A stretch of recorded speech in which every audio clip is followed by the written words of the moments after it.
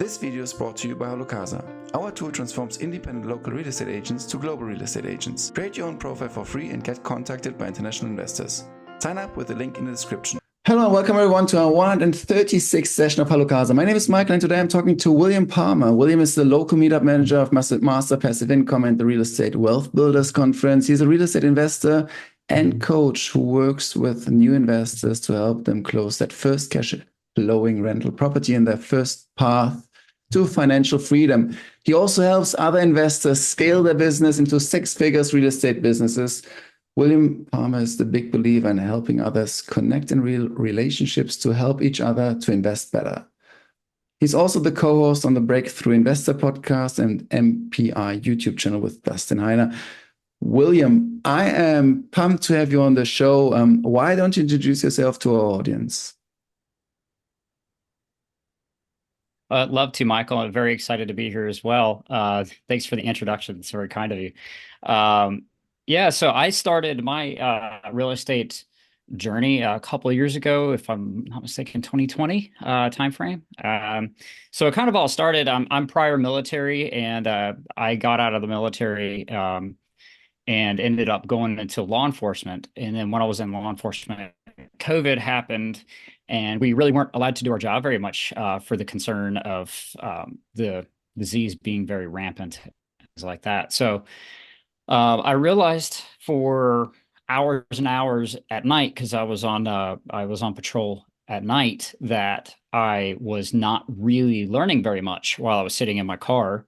I was just listening to music. So I went to Spotify and I just typed in real estate podcast. My dad had owned one or two properties before, but I found out later through learning through real estate that he actually did it wrong. So, but we'll come to that here in a little bit. But I was curious about it and thought, well, if other people can make money in real estate and not have to do that much, I'd be interested in at least learning a little bit about it. And in doing so, I searched real estate podcast on Spotify, and Dustin Heiner's Master Passive Income came up, and it's safe to say that that was pretty life-changing for me. I binged every episode that he had out. It had to be pretty close to 200 at the time, and more than that now. And when I got done binging them, I realized that I actually qualified to be a student for his program. And so I reached out and went through his program, and took me a little while. It's a little bit nerve-wracking to buy your first house, especially the way that Dustin teaches, which is to buy properties that are usually not local to you. So buying a house that you have never seen in person, can't walk through, it was a little bit daunting, which is very normal. We deal with that with our students now. And that really kind of started my journey in real estate. And after doing that for a little while, I made a couple more purchases and had some interesting experiences and really enjoyed it. And Dustin asked me to be a coach for his program. And Master Passive Income is a very well thought out, well laid out program teaching people how to invest in real estate out of state, because most people live in a place where it's actually hard to invest. And we invest for cash flow. We don't invest for appreciation. There is a time and a place for that. But when you start out, it's much better, in my opinion, to start with the cash flow aspect, because it frees up your time in the short term. So may I ask you quickly, started doing that? Absolutely. May I ask you quickly, what is there like the overall approach and technically, like how can I imagine your differentiation among others? What is your secret sauce there, which you maybe are able to share? Sure. You mean it, Master Passive Income? Yeah, absolutely. Yeah. So it's really pretty basic and pretty straightforward. It's not really a secret sauce so much as it is just rinsing and repeating the same thing over and over again. I heard somebody describe it once as you're doing the boring thing, but it's successful once you figure it out. So it's buying a single family home, you do a little bit of rehab, you rent it out, you refinance it, and you repeat. So it's basically the BRRRR method. And there's if anybody's never heard of that, if there's a couple of people that haven't heard of that, it's called the Burr method. And we just rinse and repeat this method constantly. And then we pull money back out, and then we go and we purchase another property. So our whole goal with investing is not to pay at market price. So we actually want to negotiate down so that way you're capturing that equity in the property. And then you're going to spend a little bit of money doing what I call lipstick on a pig. You're going to make it look nice. You're going to make it rentable. You're going to make it a good, clean, safe environment for your tenant. And then you're going to force the appreciation of the property up in doing so. And then once you have forced the appreciation up, you would refinance, pull money back out of the property, and then you would just go and do it again. And so that's how you scale single family homes. And so we teach our students how to do this. We teach them different loan types, and there's different ways to do things. Everybody gets stuck on the conventional 20 to 25% down, and they don't know about all the other loan products that are out there and available. And so we teach that as well. Can you go there a little bit more into detail, especially the refinancing?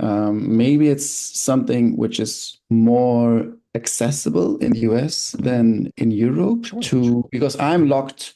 Once I buy real estate in Europe, basically I'm locked with the bank, with the mortgage for a certain period of time. If I want to get out, I have to sort of pay a penalty, which basically makes another financing option not viable anymore. So Interesting. I know that in the US there are different, maybe also private service providers which are not banks. Maybe you can give us an overview also to the international audience, contextualizing a little bit more the entire dynamics in the US.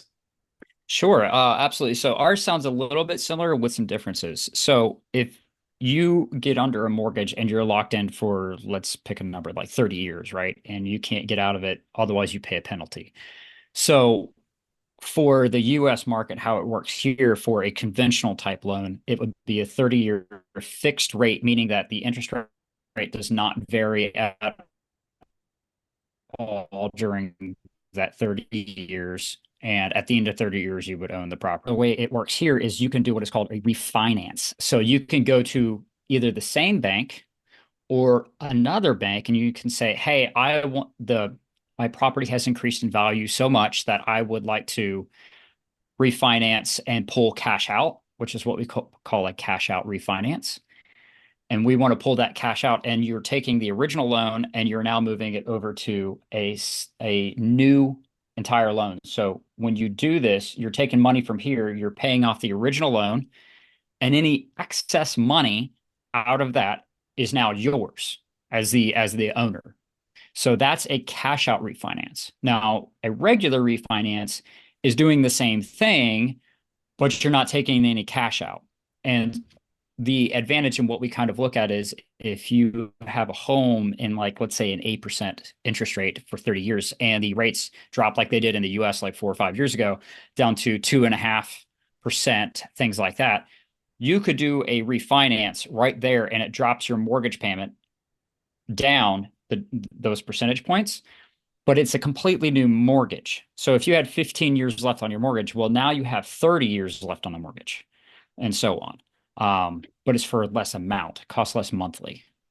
Do I get it wrong, or is the bank then basically losing on interest because they are getting less interest payments, while basically they make money with the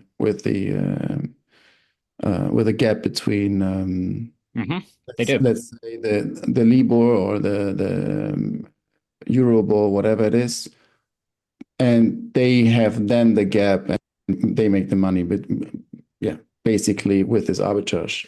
Now you come in and say, hey, I would like to have like market prices. Please allow me also the same prices. Then the bank could say like, yeah, that's cool for you, but actually you are destroying our business model. Or what is there maybe my logically like my mistake? So I would, how does it work in England or where in Europe where you're at? Do you have an amortization schedule so you can see the Yes. payments for interest? So on the way it works for us is about the first 15 years, the majority of your payment is actually interest payments, right? Same. So for us, our government is not allowing banks to hold that. We have the option to refinance if we can find another bank to do so. Like they can't stop us from doing it. So that's just a legal thing we have that gives us that freedom to do so. So we're not locked in like that. Most people think that they don't know what a refinance is or a cash out refinance or anything of that nature. Um, and there are certain loan types, certain banks with certain loan types where you do have, as you have said, a prepayment penalty, but that is generally not the case with a traditional mortgage. Um, if you have it for a 30-year term and you somehow pay it off in 15 years, you don't get penalized for it. So Got we it. can apply extra money, extra income, whatever bonuses, whatever you have, we can apply it to principal only, and they can't really stop us from doing that. Makes sense. Thank you so much for the clarification there. Regarding the types of units, are you locked into a certain units type, or do you just run Excel numbers and Excel sheets and say whatever it is, it works, it gives us free cash flow, and we go after? Another question I have is regarding the utilization of the units. Are you into, let's say, student cities and Mhm. creating apartments into shared living because they have a bigger return on investment? Or are you into short-term rental units? So what is there maybe a certain pattern, a threat which you go after or which you execute on, if you have any? Sure. So to start with, the way that what I started is single family rental homes cash flowing after all expenses, a minimum of $250 a month per house. And that being said, that means that usually the target price of the houses that we're actually looking at are going to be about $115,000 and below. Um, and depending on where you live in the US, you could say, well, there are no $115,000 houses. There's no way. Well, that's could be true for your market, but it is not the case for every market. So those are kind of what we shoot for. I teach 4 units and below. And the reason 4 units and below is because with 4 units and below, you can still get a traditional 30-year fixed rate mortgage, and it's not considered a like small multi-family unit. Once you get into units 5 and above, you're in multifamily at that point, and the loan structure type changes to a commercial style loan, which is usually a higher interest rate, shorter terms, and we have something called an adjustable rate mortgage, meaning it's locked for usually about 5 years, and then that rate is subject to change at the 5 year mark. And either what is typical with those is people are either going to sell or they're going to do a refinance. It's one of the two, generally speaking. But for single family homes, what we're looking for is very cookie cutter, very plain Jane, not really extraordinary homes, but good homes, good solid homes. Usually about 3 bed, 2 bath, 1,500 square feet to 1,000 square feet, right around there. 2 car garage. I avoid stuff with pools, things that would cost extra insurance. Um, so that's kind of what we're looking for. As far as like, do we buy in places, locales with student housing, things like that? We certainly do. I will say that a lot of times with this uh, buying single family homes, it's a lot more expensive. And therefore, you need to produce more income in order to purchase that to get enough cash flow. Um, I I'm a little bit wary with this because I live in a college town. There are 2 colleges within 30 minutes of me. And I do not buy near these colleges because they're so outrageous in price to where I would have to produce so much income. And if the market takes a tank and nobody is staying in these houses or they won't pay the rent prices, now I'm underwater on this house. So what I like to do is if I'm like, well, I want to buy, I don't know, let's say an Airbnb house. Well, the way that I buy the Airbnb house would be to look at it as a single family, long-term, year-long lease type rental first. And if it makes money doing it that way, then I'll say, okay, is this a good Airbnb locale? Is this a good location for this? Are there other Airbnbs? I don't like to use the word competition, but what are other Airbnb investors in the area? What are they pulling per night? And what's their occupancy rate? Things like that. And then if it works like that, then I will still buy it as a long-term rental and then make more money with Airbnb or even midterm renting. And my fallback is a long-term rental. So that's how I buy those. So that way, if the market takes a tank and falls through the floor, worst case scenario, I can still rent it out long term and still make some cash flow out of it and not be underwater. Makes total sense. Tell us a little bit more detail about master passive income. How you make money, what are your clients, and also how can I basically work with you, even if I'm maybe not in the US. I see you have many different users also from around the world. And yeah, when is basically, or what do I need in order to work with you? So to be a part of Master Passive Income, really, we like to have people to have at least a minimum of 10,000 US dollars to invest. Given the inflation and everything right now, I really would prefer more to 15, 20,000, which is a lot. Don't get me wrong. When you start out, it's a lot of money. But that's what we like for our students to have.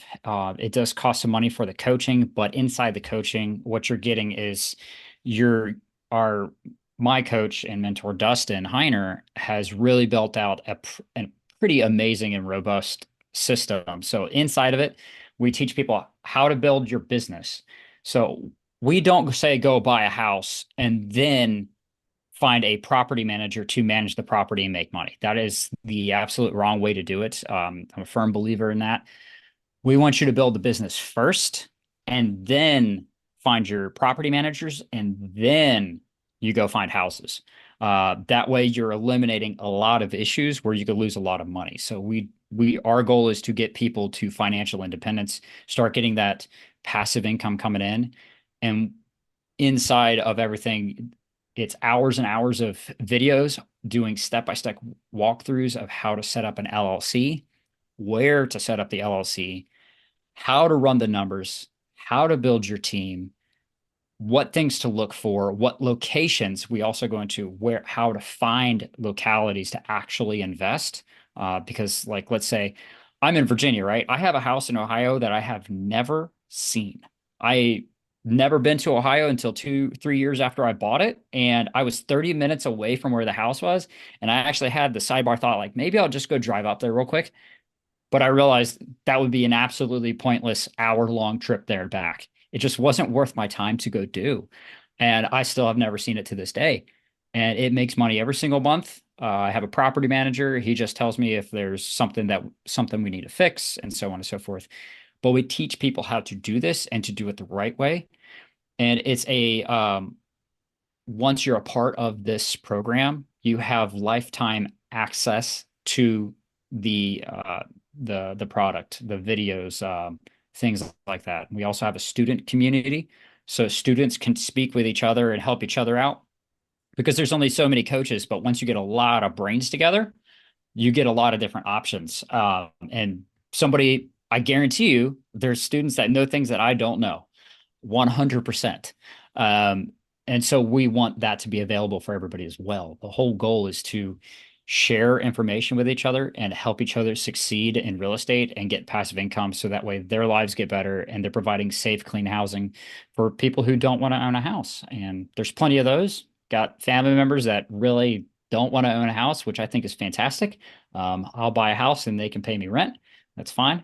So that's what we teach, but it's a very methodical.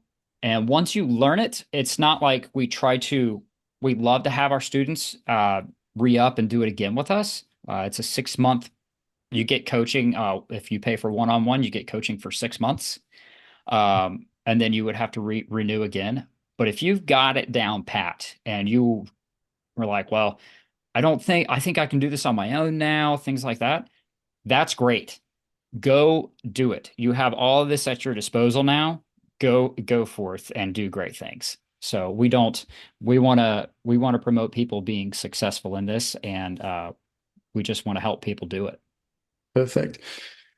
How do you see the trends for maybe next year in real estate or overall in the US? Do you already strategically prepare for a different approach? Do you see something happening? I'm always curious to know, to pick your brain there to see like what is there your opinion, where the market is moving, and maybe also sometimes it might be disruptive technologies which even have something or new laws which are coming out. Anything on your mind? Yeah. So one thing that comes to mind is short-term rentals. Our market, and keep in mind for your listeners, you have to understand it would take me several days to drive across the United States. It is absolutely massive. Um, so when it's hard to say what the market is doing because it is huge, and I'm not a market analysis type guy. But what I do see is I have a feeling that Airbnb is going to become a lot more restricted because we are down in housing nationally speaking. And if we're taking our housing and turning it into short-term rentals, you're really displacing a lot of the population from actually owning and living in a long-term house. So I see that probably being curbed at some point, which is also another reason why I'm very cautious about how I buy those.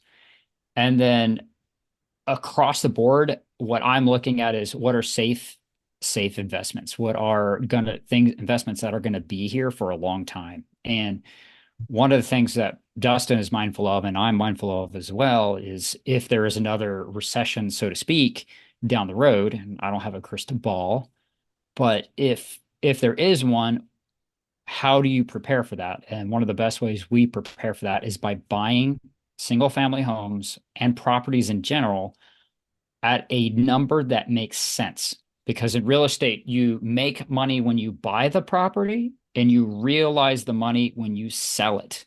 Or as I like to say, I add in, and you refinance it. So we don't pay market price. We buy lower to help offset these issues. Dustin started in 2006, I believe, and then the our market declined very sharply in '08, and he was totally fine. He didn't lose money, didn't have eviction problems, didn't have any of that. And the people that did have these problems were people that paid too much money for their houses originally. So we negotiate down, and that's a great that's what we have our students do. That's a great way to help with that. And then I also look at other things like I have a small mobile home park, which I'm sure in Europe that's not really a thing, but in the US it is. And mobile home parks are very recession proof. They actually did better during the recession than any other type of real estate. It didn't fluctuate, and in fact, it increased. Uh, it didn't go down, rather. And so I'm looking into those to buying more of those to offset like any problems that might occur because Yeah, it's the cheapest form of living in the US. makes sense.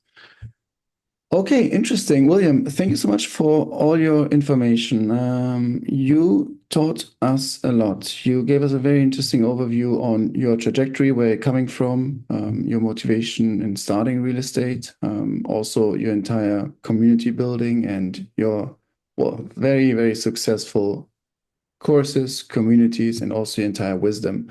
I really like the approach which you're taking regarding the refinancing. You taught me a lot about that one, how it works in the US, and also that you're sort of agnostic regarding the units and also the approach regarding where on which to invest. However, you're hesitant regarding students. But for you, the most important thing is to make sure that's cash flow positive. I really do like that approach because you want to have like the cow which gives milk Mm. from day one. And lastly, you also gave us a very, let's say, requiremental wisdom regarding when to join your community. Is there Mhm. anything else you would like to touch upon, which we would like to share with the audience, which you haven't yet?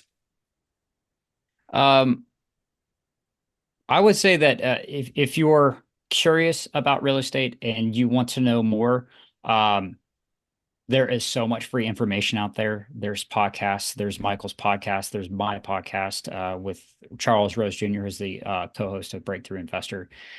There are so many podcasts, so much information. The best way to get into real estate is to start reading books, start learning, read um, Rich Dad, Poor Dad by Robert Kiyosaki. Like that was a game changer when I read it. Uh, but once your eyes are open to this kind of thing, it's pretty amazing. I have family members that absolutely have no idea, and they think we're nuts. And I love it. It's great. But if you're thinking about doing it, start educating yourselves because that's where it starts. And then once you start educating yourselves, start getting in the right room with the right people, meaning people who are already doing it and people who are doing things that you want to be doing. So surround yourselves with those people, and it's going to start growing after that. Once you start going, there's no stopping. Perfect. Thank you so much, William. It's been a pleasure. How can people reach out to you? So they can find me at LinkedIn at William Parmer. Also, I have an Instagram. I will be the first one to tell you I'm not a great social media user, but if you reach out on Instagram at William Parmer, you can find me there. And then I have a Facebook. I barely use it, but also the same William Parmer there as well. And you can reach out to Breakthrough Investor on Spotify. There's tons of links, and if you want to find me on there, you can find me on there as well. Perfect. And masterpassiveincome.com, of course. Absolutely. Yeah. Perfect. I'll put those things into the show notes. William, it's been a pleasure. Thank you so much. I send the best regards to across the ocean. And yeah, we talk soon, hopefully. That sounds great. Thank you, Michael, for having me on. Bye-bye. Cheers. Bye. This video is brought to you by HalloCasa. Our tool transforms independent local real estate agents to global real estate agents. Create your own profile for free and get contacted by international investors. Sign up with the link in the description.